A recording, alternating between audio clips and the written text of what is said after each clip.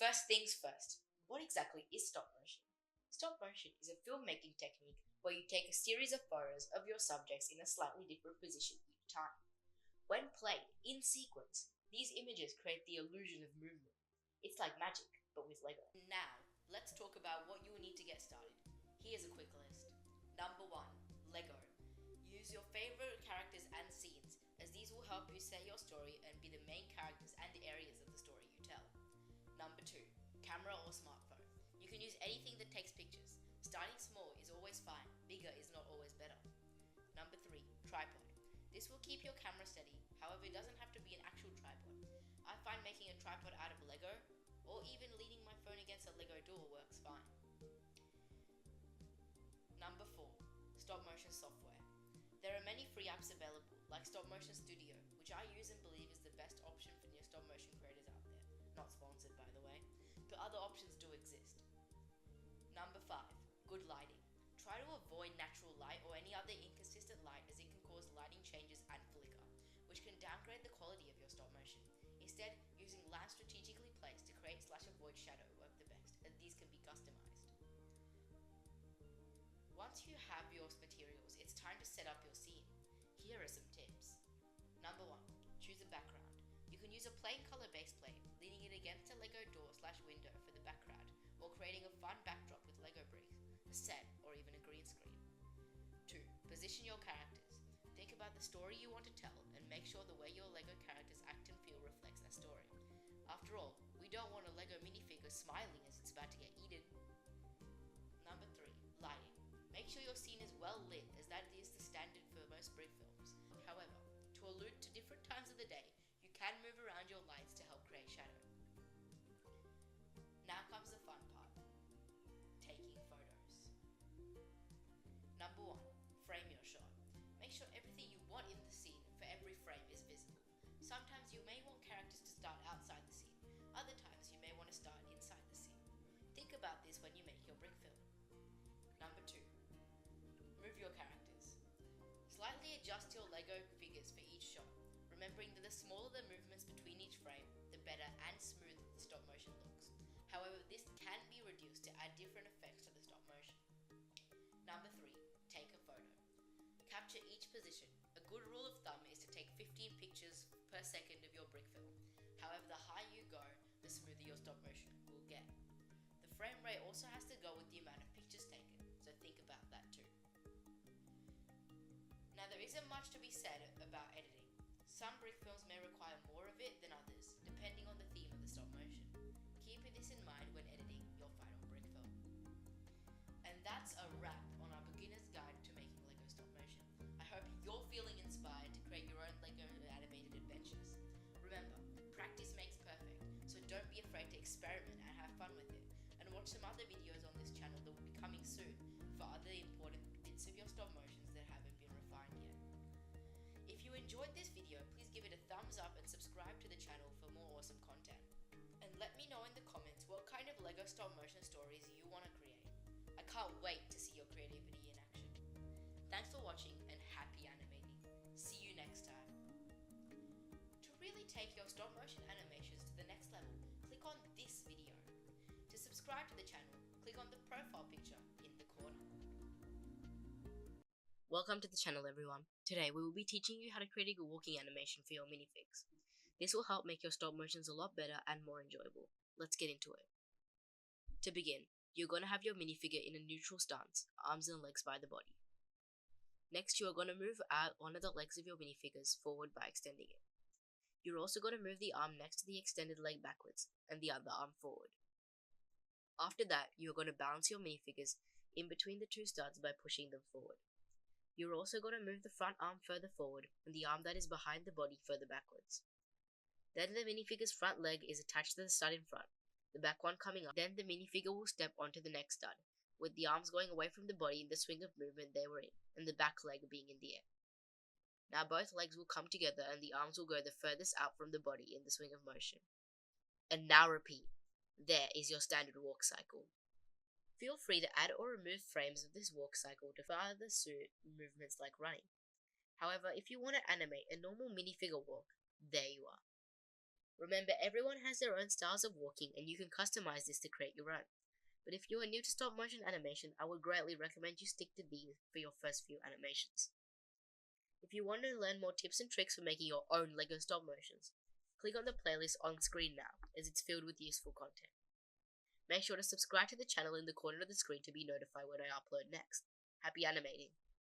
Today, we will be teaching you how to create a walking animation for any of your LEGO dinosaurs.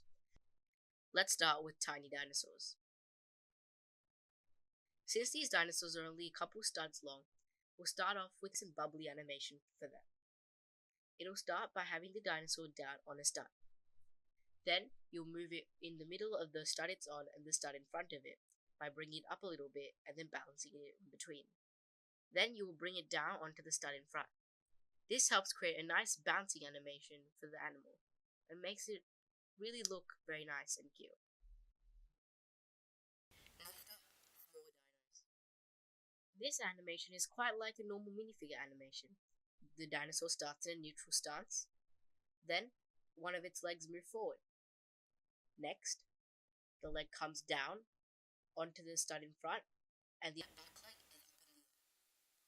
Then, the two legs come together again to create the neutral position. And then you continue that to create the amazing small dinosaur walk cycle. Next up, medium-sized dinosaurs. The animation starts off with the dinosaur in the neutral stance. Then, the front two legs come further together, pushing off the ground and moving the dinosaur a bit forward, while the legs in the back come a little bit further apart. Then, the legs in the front come further together, pushing on the ground even more, coming forward, while the legs in the back come further outwards. Then, the legs in the front are going to start to come outwards, away from each other, while the legs in the back are going to come in, pushing against the ground to move the dinosaur forward. Then, for the next frame, the legs in front will move the furthest out, while the legs at the back will move the furthest in, hitting each other.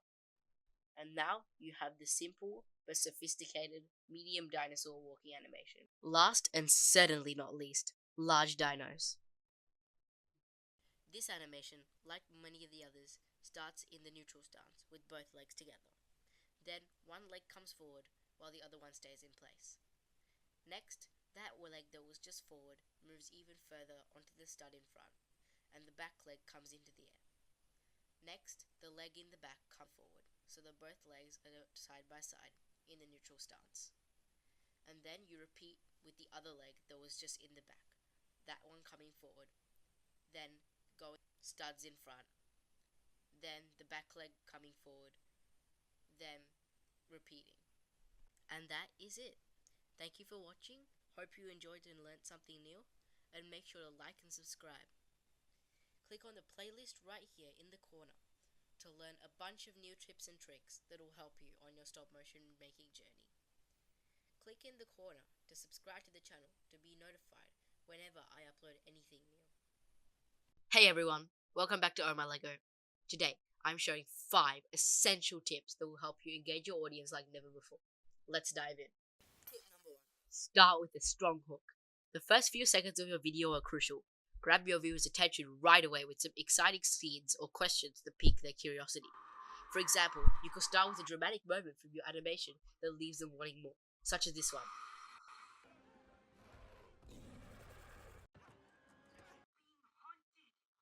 Tip number 2. Lots and lots of cuts.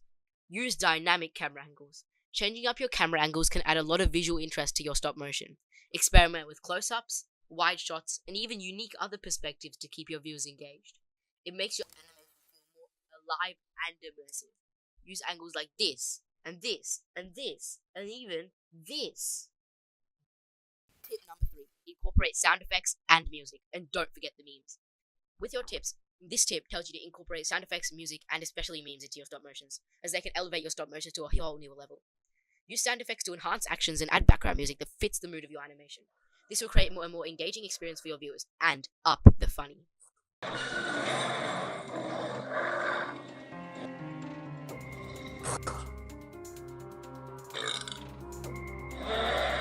Tip number 4. Create a good story.